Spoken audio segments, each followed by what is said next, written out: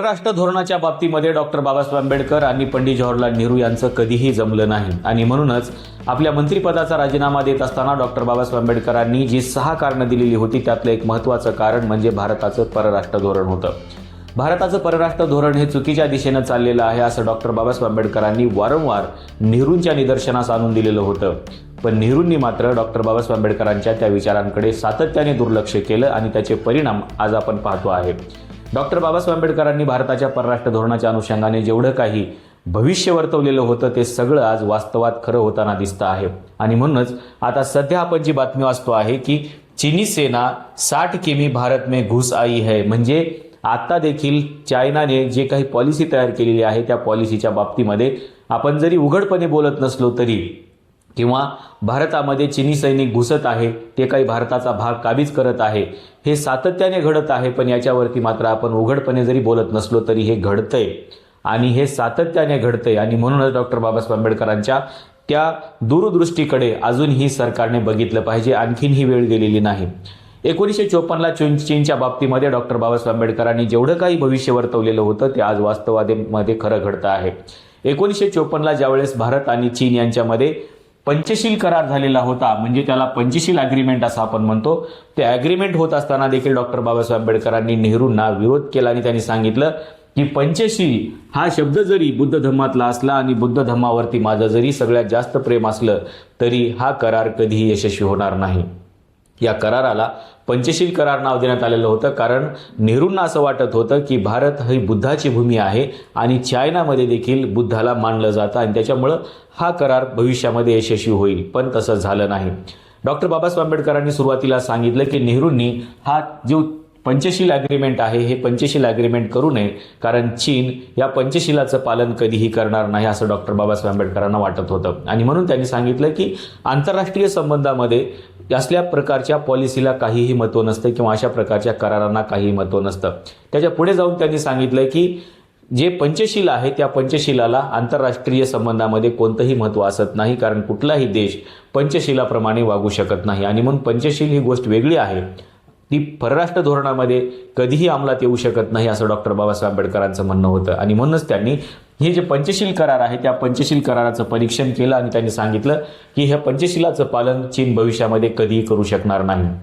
आणि या पंचशिलामध्ये नेमकं काय होतं की परस्परांच्या प्रादेशिक अखंडतेचा आणि सार्वभौमत्वाचा आदर करणं हे पंचशिलाचं पहिलं तत्व होतं। दुसरं तत्व होतं एकमेकावर आक्रमण न करणे, तिसरं होतं एकमेकांच्या अंतर्गत बाबीमध्ये हस्तक्षेप न करणे, चौथं होतं समानता आणि परस्पर हित साधणे आणि पाचवं होतं शांततामय सहजीवन मान्य करणे म्हणजे दोन्ही राष्ट्रांचं।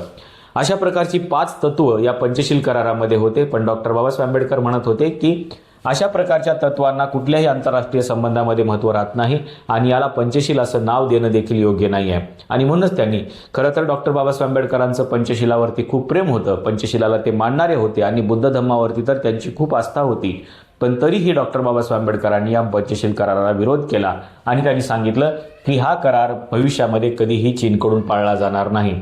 त्यांनी याच्या पुढे जाऊन सांगितलं की चीनच्या राष्ट्राध्यक्षांनी सुरुवातीला हे जी काही पंचशील आहे ते त्यांच्या राष्ट्रामध्ये पालन करायला अगोदर शिकलं पाहिजे, त्यांनी देखील करारासाठी पुढे येऊ नये कारण ते स्वतः या कराराचं किंवा या पंचशिलाचं कधीही पालन करणार नाहीत। डॉक्टर बाबासाहेब आंबेडकरांनी 1954ला नेहरूंना यापासून सावध केलं आणि त्यांनी सांगितलं की छिंदी चिनी बाही बाही म्हणण्यामध्ये काही अर्थ नाही किंवा पंचशील करार करण्यामध्येही काही अर्थ नाही आहे, त्याच्यामुळं नेहरूंनी असा करार करू नये। डॉक्टर बाबासाहेब आंबेडकरांनी 1954ला हे सांगितलं आणि आपल्याला माहिती आहे की 1962ला चीन आणि भारत यांच्यामध्ये मोठं युद्ध देखील झालं। हा पंचशील करार अवघ्या किती महिन्यामध्ये किती वर्षामध्ये मोडता गेला, जवळपास 6 ते 7 वर्षामध्ये हा कराराचा बोरा उठला आणि हा करार पूर्णपणे मोडीत निघाला। डॉक्टर बाबासाहेब आंबेडकरांची भविष्यवाणी फक्त 7 वर्षामध्ये खरी ठरली आणि चीनने हा करार मोडीत काढला। डॉक्टर बाबासाहेब आंबेडकरांनी फक्त चीनच्या बाबतीमध्येच नाही तर भारताचे सगळे आजूबाजूचे देश, इव्हन रशिया, अमेरिका, इंग्लंड हे जे काही देश आहेत या देशांच्या परराष्ट्र धोरणासंबंधी देखील आणि भारताचे त्यांच्यासोबत कशा प्रकारचे संबंध असावेत या अनुषंगाने सातत्याने वक्तव्य केलेलं होतं त्या अनुषंगाने त्यांनी अभ्यास केलेला होता, पण त्याकडे मात्र नेहरूंनी त्यावेळेसही दुर्लक्ष केलं आणि आज आपण बघतोय की 75 वर्षांमध्ये आपण या गोष्टीकडे सातत्याने दुर्लक्ष करत आलेलो आहेत. आणि म्हणून अशा प्रकारच्या ज्या बातम्या आहेत त्या बातम्या सातत्याने आपल्याला वाचायला मिळत आहेत, ऐकायला मिळत आहेत. पण डॉक्टर बाबासाहेब आंबेडकरांनी सांगितलं होतं की भारताचा खरा शत्रू कोण आहे. त्यांनी इतकं स्पष्टपणानं सांगितलं की भारताचा खरा शत्रू पाकिस्तान आहे का चायना आहे याचा विचार अगोदर भारताने करायला पाहिजे. आणि त्यांनी सांगितलं की पाकिस्तान हा छोटासा देश आहे, त्याला कधीही आपण नमवू शकतो. आपली खरी नजर ही चायनाच्या हालचालीवरती असली पाहिजे.